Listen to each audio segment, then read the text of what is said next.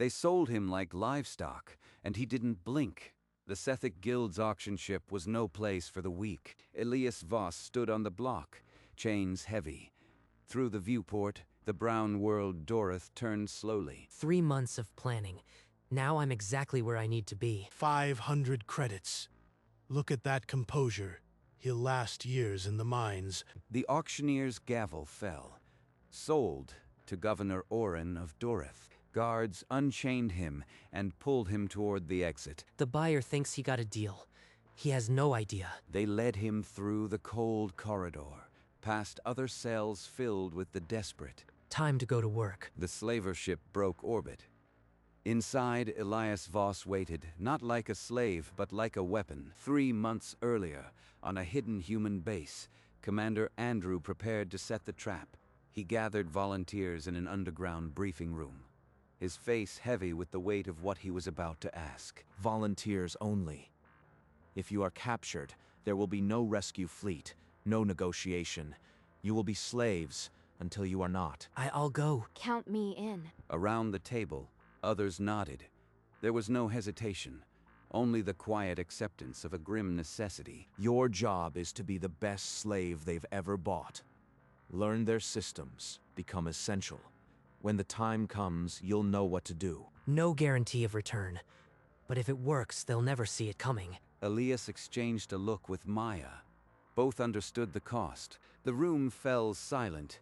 Every person there had just agreed to walk into hell, knowing they might not walk out. The Sethic Guild fleet fell upon the colony of Phaedra with the suddenness of a predator. Human defense ships scrambled, exchanged a few volleys, then turned and fled, exactly as planned. Slavers boarded the settlement, their harsh lights cutting through the smoke. They herded the scattered inhabitants into holding pens. Fear was a mask they wore well. Such easy pickings. These humans barely put up a fight. On his flagship bridge, Guildmaster Vex watched the capture with cold satisfaction, talons tapping the armrest. He saw weak, scattered prey, not bait. His confidence was the deadliest weapon the humans had, but every terrified face was a trained operative. Every cowering form a saboteur in waiting, memorizing every detail. Elias was hauled before Vex for a cursory inspection, chains rattling. You'll fetch a decent price. Human. Don't disappoint. Disappoint. You have no idea what you just invited inside your walls. The captured colonists were shuttled to a massive slaver station where the business of flesh was conducted mechanically. Inside, they were fitted with neural slave collars that delivered agony at the touch of a button. The collar was cold, but Elias forced his mind blank, like a docile animal. From his flagship, Vex transmitted the auction catalog across a dozen client systems. Durable labor, guaranteed. I expect premium returns. The primitives never suspect a thing. The station orbited in silence, a monument to greed. Elias sat in his cell and waited. Phase 1 complete. Now we wait for the buyers. He didn't know which world he'd be sent to.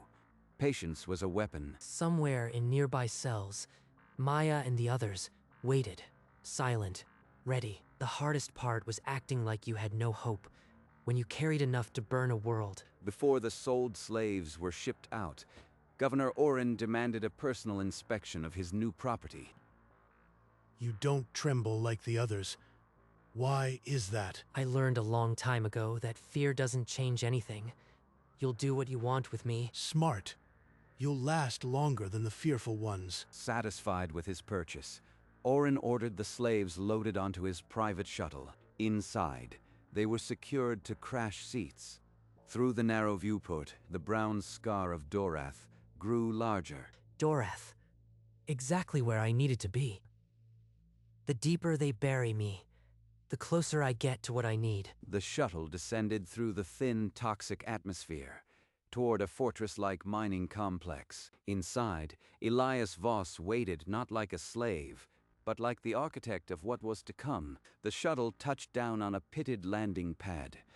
Guards herded the new slaves through a heavy blast door into the mining complex. Inside, the air was thick with dust and the smell of coolant. The ceiling wept condensation. Every step takes me deeper.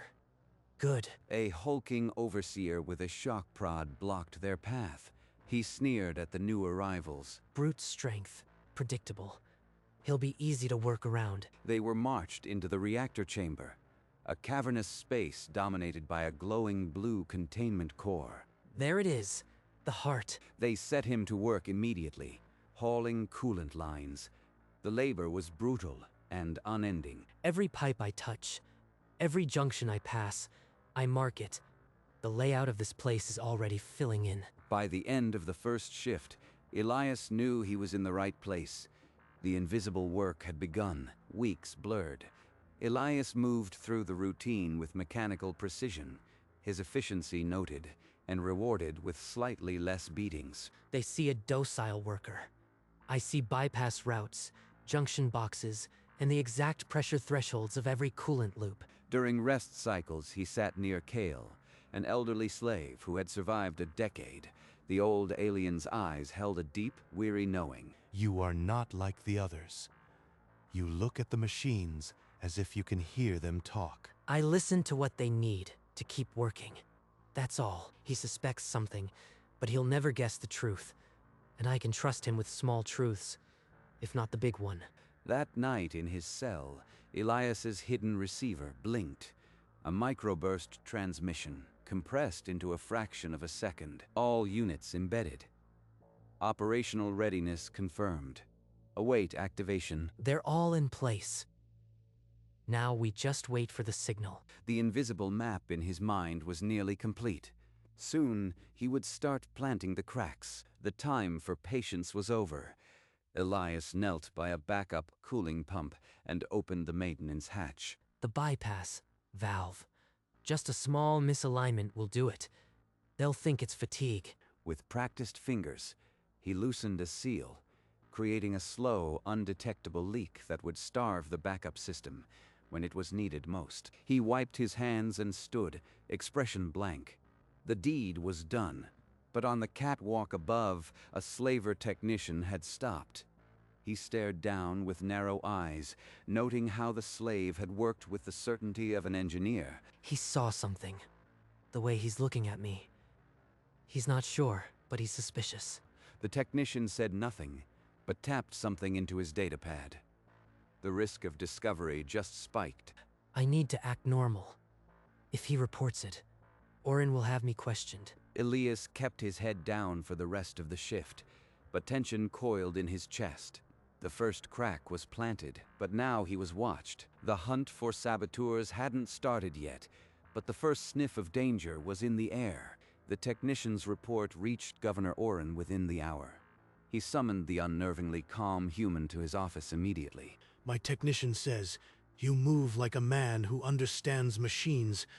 Where did a primitive learn such things? I was an engineer before your guild burned my world. I find it easier to keep myself busy than to mourn. Keeping busy does not explain why a slave would inspect a backup coolant valve. Were you looking for something specific? It was rattling. I checked it, because I've learned that if a machine fails, we get beaten. Simple self-interest. Orin studied him for a long minute. The human's story was plausible, but the edge of doubt remained sharp. You will be watched more closely. If anything breaks around you again, I will peel the skin from your back myself. He ordered increased surveillance, a guard shadowing Elias's every move, and more check-ins from the technical staff. Elias was dismissed, but the warning was clear. His window to act was closing fast. He won't wait long before he acts on his suspicion. I need the activation code soon, or this whole operation burns. That night, the hidden receiver pulsed again. A second microburst, compressed into a heartbeat. Ember Day. Activation in 72 hours. All units proceed. So it's set. 72 hours to tear this place apart. He keyed a single pulse response to Maya's receiver, confirming his readiness. Maya is in place. No turning back now. He mentally traced the escape route again. The ventilation shafts, the dust processors, the shuttle bay. The walkway above the coolant pump will be the tightest gap. need to time it after the patrol. He pressed a spot under his collarbone. The slave collar override chip was still functional. Everything is in place. The guild thinks I am just a tool. They're about to find out I am the one who breaks them. The next 3 days would be the most dangerous of his life, and then Dorith would burn. On the second night, as Elias moved through a dark maintenance corridor, a hand closed on his arm. I saw you in the coolant junction. You weren't fixing anything, you were breaking it. Kale, you shouldn't be here. If the overseers find out, they'll kill us all. What are you doing? I am doing what needs to be done. In 2 days, this reactor will fail. I am not a slave, I am an operative. Kale's eyes widened. The truth of Elias's calm finally clicked into place. You are going to destroy the reactor. The rest of us will die. Not if you are near the shuttles when the alarm sounds. Don't hesitate. Run to the secondary bay. I'll draw them away. After all these years, there's finally a chance. But can I trust you? You've had a decade of chains. Trust me for 2 days. On a world called Miron 5, another operative was caught mid-sabotage, hands deep in a defense grid.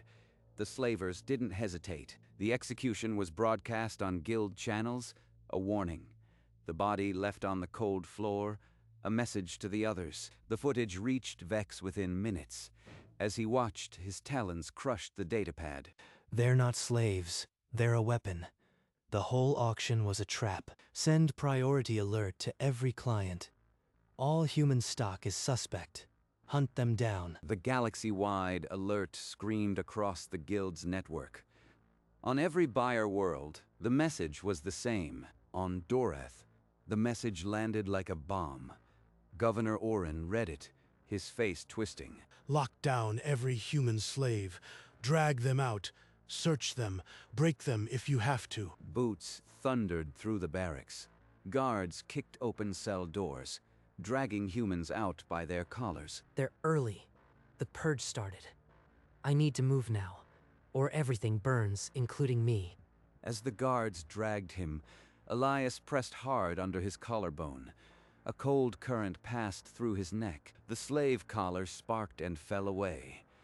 In the same heartbeat, Elias had the nearest guard's weapon. He drove an elbow into an alien's skull, then a shot, then another.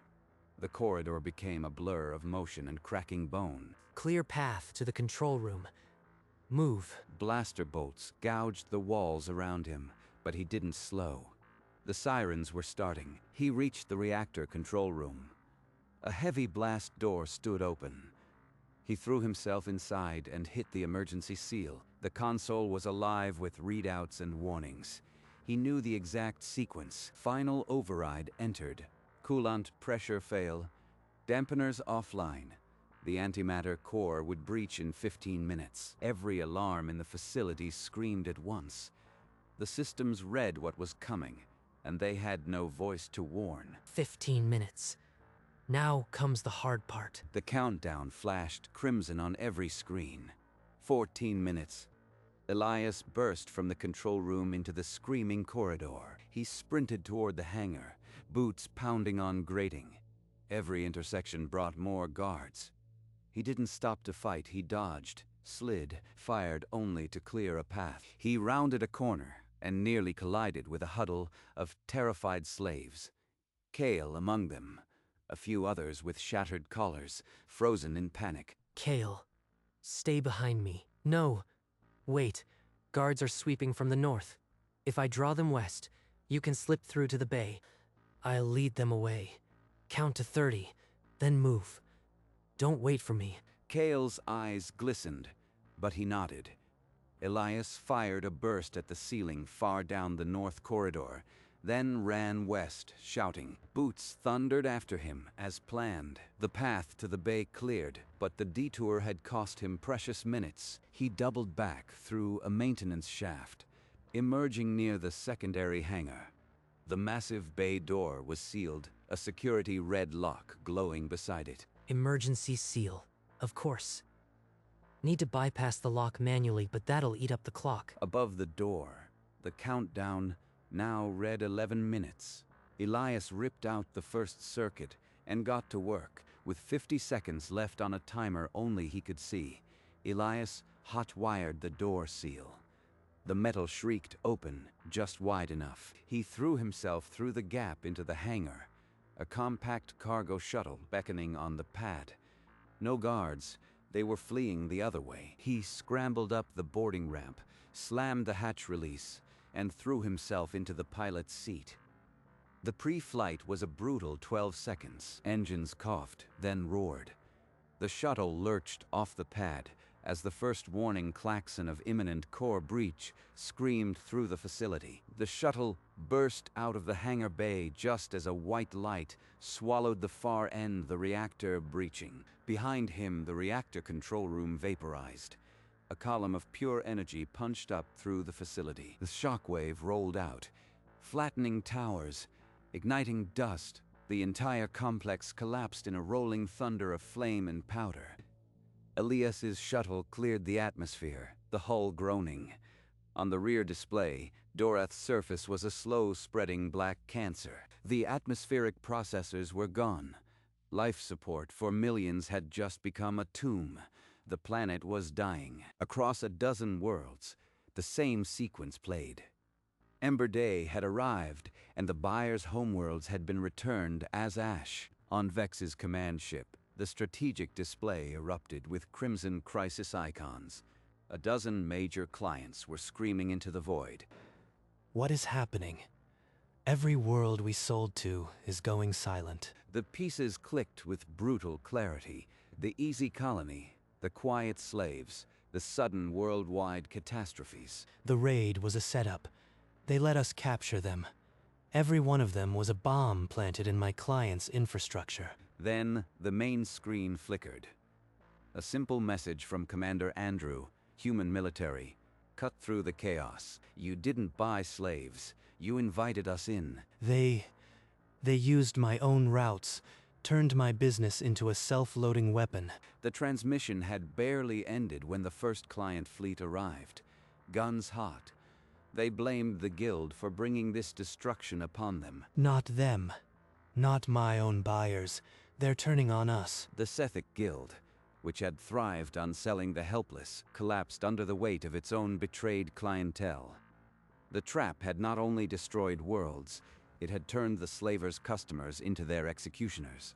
As the Guild tore itself apart, human rescue ships slipped silently into the Dorath system. A tractor beam locked onto Elias's damaged shuttle and pulled it into a waiting hangar. Elias stumbled down the ramp, lungs grateful for clean air. A medic approached, but he waved them away. How many made it out? Kale, did he get to the bay in time? Commander Andrew was waiting in a dim corridor, his face a study in controlled weariness. They clasped forearms without a word. Success and grief passed in silence. Kale, an old slave. I told him to run.